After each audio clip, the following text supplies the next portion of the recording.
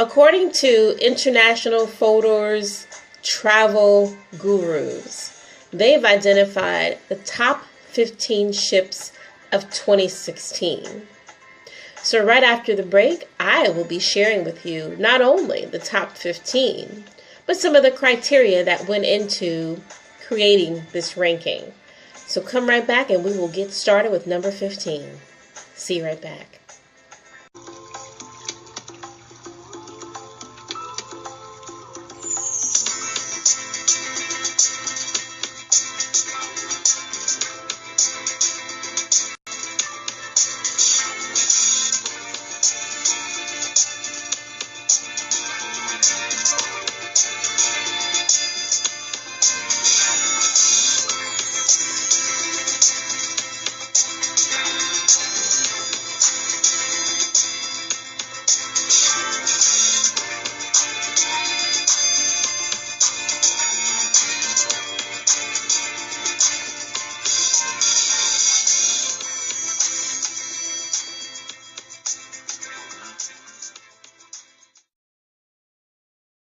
Welcome back to the show, guys. I am Fly Girl TW with Anywhere But Here. This is the series, The Best of the Best, or what I like to call the creme de la creme, when it comes to travel.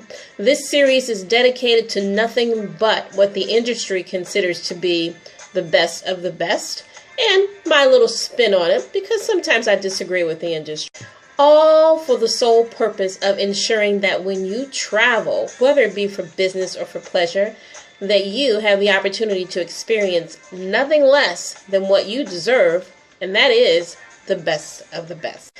As I mentioned, this episode is all about the top cruise ships for 2016. And I want to share with you first some of the criteria that went into making that ranking. There's an elongated list of criteria. However, some of the things considered in the ranking of the top 15 cruise ships for 2016 are innovation, itineraries, technology, science. One of my favorites, celebrity chef eateries. Most important to people. We go on cruises, we love to eat, we want to go to itineraries or destinations that we perhaps have never had the opportunity to experience. We want some innovation. And what that means is, if we could surf on land, why not go on a cruise ship that allows you that same opportunity to a 5-star restaurant, not just experience it on a cruise vessel? Having all of those things are extremely important too. What we deserve as the best of the best in cruise. Number 15 is my favorite.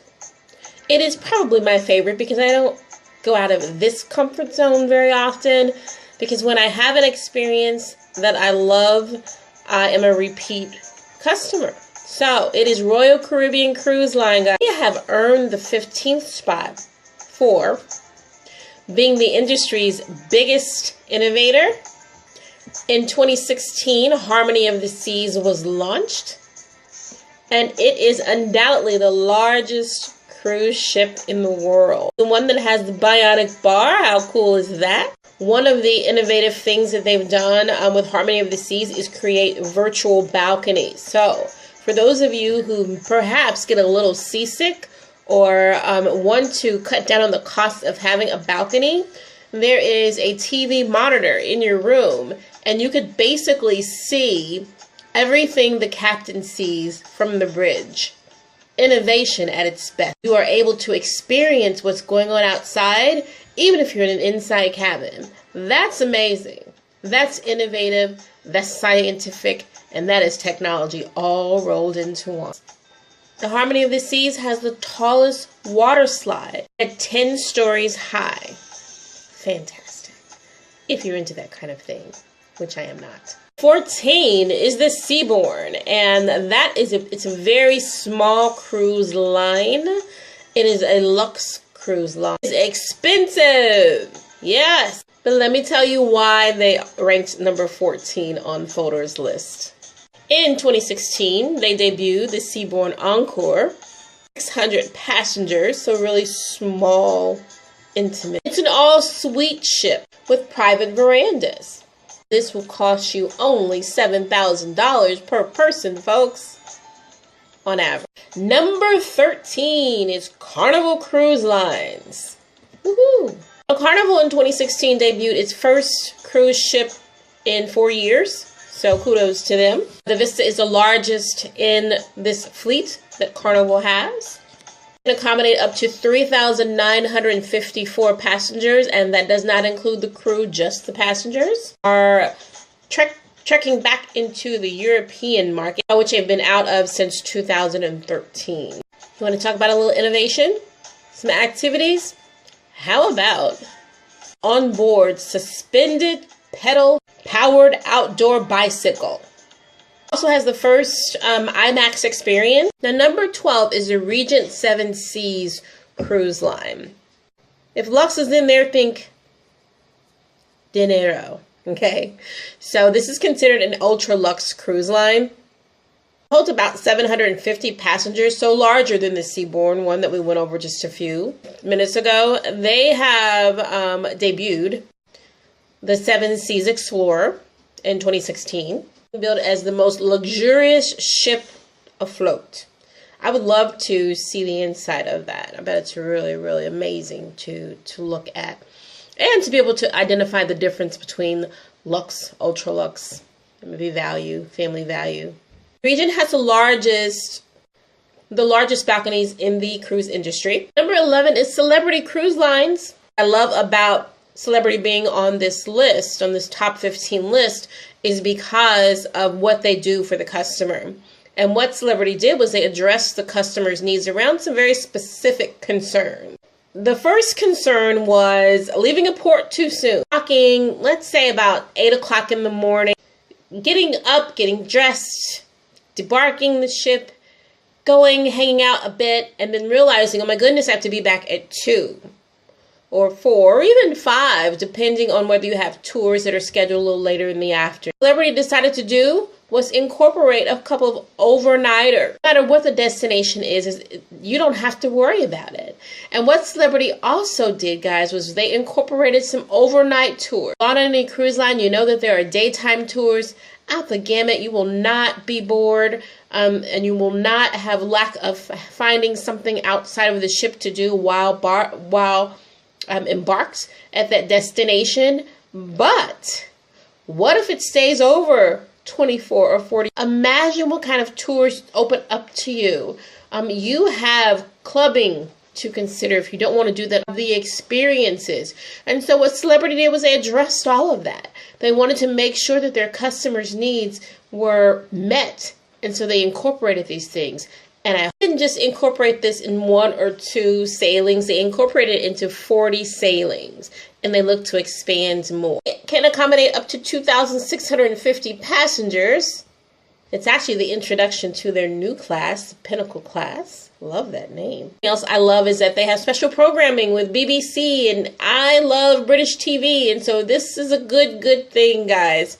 Love British TV. And they've added some new eateries. So wonderful job, Holland America. Welcome, Pinnacle class. Number 9 on the top 15 best cruise ships in the world is Viking Cruises. Viking typically does river cruises. They're very high-end river cruises. In 2015, actually, they introduced the Viking Sea. It has the first infinity pool on any cruise ship. They have a snow grotto spa room. That sounds pretty darn cool. I would like to see what that looks like. They have a winter garden tea room, and it has introduced on this new product all balcony staterooms. So that's pretty nice as well. So brand new product. I'm glad because they are the river cruises, the cruise ships for the river cruises are gorgeous. They really are. It's just out of my bracket to be able to afford anything like that. So it didn't quote me any prices for these particular 2 ships. However, they are said to be very reasonable. This Quark Expeditions, and guys, this is not a luxury cruise liner, but here's what it is, and here's why it made the list of the top 15. Are specific to Arctic voyages, so it can only accommodate 110 passengers from a tourist standpoint, is just returning to adding that tourist atmosphere back into the line. Travel through the Northwest Passage, and all for that, for 110 people, the cost is over $20,000. I about had a heart attack when I read that amount. Years ago when I started cruising, I heard of a cruise line called Windstar. And back in the day, keep in mind this was over 20 years ago, but back in the day, cruise line to go to Montserrat. Not many people went to Montserrat. In fact, when they had the horrific, deadly earthquake, Windstar was, again, the first to go back into that territory for tourism. Do Montserrat, they do other itineraries. The rates are about average as you would see on a Carnival or perhaps a Royal Caribbean, depending on where you go. But way to go, Windstar. The Dream Cruises is family owned. This is a 5-ship fleet, so not a huge fleet, but as I mentioned, it's family owned, and so that's not bad for families still owning and operating the company. The activities include indigenous tours with the indigenous folk, and the reasons why they made the list. Let's talk about Silversea Cruises, guys. And this cruise line focuses on Africa, and they are considered the leader in exotic cruises. 2016, they announced that they're expanding to the Asian market, so something new for them. Silver Cruise Lines was inducted or named UNESCO World Heritage Sites. Have several multi-overnight stays, which is very, very popular. I mentioned that earlier. Next up is Crystal Cruises, and when I think about Crystal Cruises, I think about small. They can only accommodate 62 passengers. Their newest ship debuted in 2015, actually. They have onboard jet skis, wakeboards, and anything you can think of water related, because if you're on a small yacht and you're on the water, it may not be about a bunch of tours. It may be about a lot of water sport activities, and that's what they provide to you. Next is Aranis Cruise Lines, and they are focused specifically, their client is in French Polynesia. Interesting, quirky point about this is it's a passenger and a freight line. They accommodate 254 passengers and focus on Tahiti and the Marquesas Islands, so another small fleet. Number 2, the Hurtigruten, and they are specifically located in Norway. They had a new ship that debuted in 2016. In addition to Norway, they also go to Greenland and the tips of Antarctica, and they're very astute on having a lot of activities and tours for their passengers. And last but not least is the Maple Leaf Adventures, which is located in Canada. Now, their line is more of a reimagined tugboat. It is a 112-year-old tugboat, and they do cruises range from 6 to 7 nights, and it's all-inclusive. And this was added to the list because it offers something very intimate and specific. So, what do you think, guys? They're the top 15 2016 cruise ships / lines. So says Fodor. Enjoyed this episode of the show, the best of the best, and that it gives you some cruise lines to consider. As I mentioned, my favorite is Royal Caribbean. However, after taking a look at a couple of these other options, I might consider 1 or 2 more. So I will see you next time on the best of the best. I'm Fly Girl TW for Anywhere But Here. Guys, as always, remember to, in every aspect of your life, fly high.